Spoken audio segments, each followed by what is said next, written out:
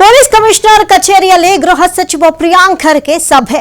ಬೆಂಗಳೂರು ನಗರ ಅಧಿಕಾರಿಗಳ ಜೊತೆ ಮೀಟಿಂಗ್ ಮಾಡಲಿರುವ ಪ್ರಿಯಾಂಕ್ ಖರ್ಗೆ ಸಭೆಯಲ್ಲಿ ನಗರ ಪೊಲೀಸ್ ಆಯುಕ್ತರು, ಜಂಟಿ ಪೊಲೀಸ್ ಆಯುಕ್ತರು, ಎಲ್ಲಾ ಡಿಸಿಪಿಗಳು ಮತ್ತು ಎಸಿಪಿಗಳು ಭಾಗಿಯಾಗ್ತಾರೆ.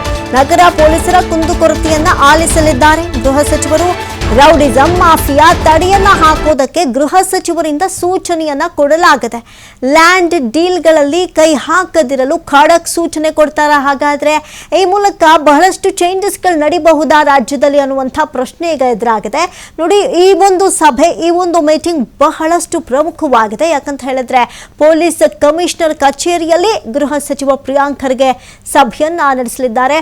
ಕಾನೂನು ಸುವ್ಯವಸ್ಥೆಯಲ್ಲಿ ಬಹಳಷ್ಟು ಬದಲಾವಣೆಗಳಾಗಬಹುದಾ ಅನ್ನುವಂಥ ಪ್ರಶ್ನೆ, ಕಟ್ಟುನಿಟ್ಟಿನ ಆದೇಶಗಳು ಜಾರಿಯಾಗಬಹುದಾ, ಹಲವಾರು ವಿಚಾರಗಳಿಗೆ ಈಗ ಅಲ್ಲಲ್ಲಿ ನಾವು ಬಹಳಷ್ಟು ಕೇಳ್ತಾ ಇದ್ವಿ.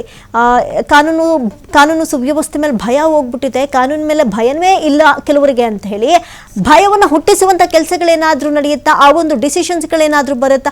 ಯಾಕಂತ ಹೇಳಿದ್ರೆ ಗೃಹ ಸಚಿವರಾಗಿ ಅಧಿಕಾರವನ್ನು ವಹಿಸಿಕೊಂಡ ನಂತರ ಈಗ ಪೊಲೀಸ್ ಕಮಿಷನರ್ ಜೊತೆಯಲ್ಲಿ ಸಭೆಗಳನ್ನು ನಡೆಸ್ತಾ ಇರೋದು, ಎಲ್ಲಾ ಪೊಲೀಸರನ್ನ ಪರಿಚಯಗಳನ್ನ ಮಾಡ್ಕೊಳ್ತಾ ಇರೋದು, ಜೊತೆಗೆ ಏನೆಲ್ಲ ಜಾರಿಗೆ ತರಬೇಕು, ಇರೋದು 2 ವರ್ಷದಲ್ಲಿ ಏನೇನೆಲ್ಲ ಕೆಲಸಗಳನ್ನ ಮಾಡಿ ಅವರ ಒಂದು ವರ್ಚಸ್ಸನ್ನ ಗೇನ್ ಮಾಡ್ಕೊಳ್ತಾರೆ ಅನ್ನುವಂತಹ ಒಂದು ಕ್ಯೂರಿಯಾಸಿಟಿ ಎಲ್ಲರಲ್ಲೂ ಇದೆ. ಅಂತೆಯೇ ಬಹಳಷ್ಟು ಚಿಂತನೆಗಳನ್ನ ಕೂಡ ಪ್ರಿಯಾಂಕ್ ಖರ್ಗೆ ನಡೆಸ್ತಾ ಇದ್ದಾರೆ ಅನ್ನೋದು ಈ ಮೂಲಕ ಗೊತ್ತಾಗ್ತಾ ಇದೆ. ನೋಡಿ, ಬೆಂಗಳೂರು ನಗರ ಅಧಿಕಾರಿಗಳ ಜೊತೆ ಮೀಟಿಂಗ್ ಅನ್ನ ಮಾಡಲಿದ್ದಾರೆ ಪ್ರಿಯಾಂಕ್ ಖರ್ಗೆ. ಸಭೆಯಲ್ಲಿ ನಗರ ಪೊಲೀಸ್ ಆಯುಕ್ತರು, ಜಂಟಿ ಪೊಲೀಸ್ ಆಯುಕ್ತರು ಸೇರಿದಂತೆ ಎಲ್ಲಾ ಡಿಸಿಪಿಗಳು ಮತ್ತು ಎಸಿಪಿಗಳು ಭಾಗಿಯಾಗಿದ್ದಾರೆ.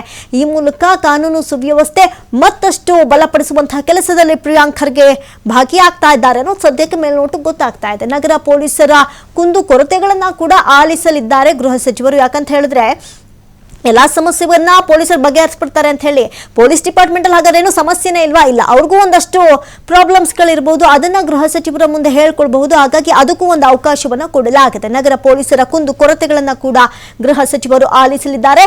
ಇನ್ನು ರಾಜ್ಯದಲ್ಲಿರುವಂತಹ ರೌಡಿಸಂ ಮಾಫಿಯಾ ಹೇಗೆ ತಡೆಗಟ್ಟಬೇಕು ಅನ್ನುವಂಥ ನಿಟ್ಟಿನಲ್ಲಿ ಕೂಡ ಈ ಒಂದು ಮೀಟಿಂಗ್ ನಲ್ಲಿ ಮಹತ್ವದ ಮಾತುಕತೆಗಳನ್ನು ಆಡಲಿದ್ದಾರೆ. ಹಾಗಾಗಿ ರೌಡಿಸಂ ಮಾಫಿಯಾ ತಡೆಯನ್ನ ಹಾಕೋದಕ್ಕೆ ಗೃಹ ಸಚಿವರಿಂದ ಸೂಚನೆ ಸಿಗುತ್ತಾ? ಲ್ಯಾಂಡ್ ಡೀಲ್ಗಳಲ್ಲಿ ಕೈ ಹಾಕದಿರೋದಕ್ಕೆ ಖಡಕ್ ಸೂಚನೆ ಕೊಡಬಹುದಾ ಅನ್ನುವಂತಹ ಪ್ರಶ್ನೆ ಎದುರಾಗಿದೆ.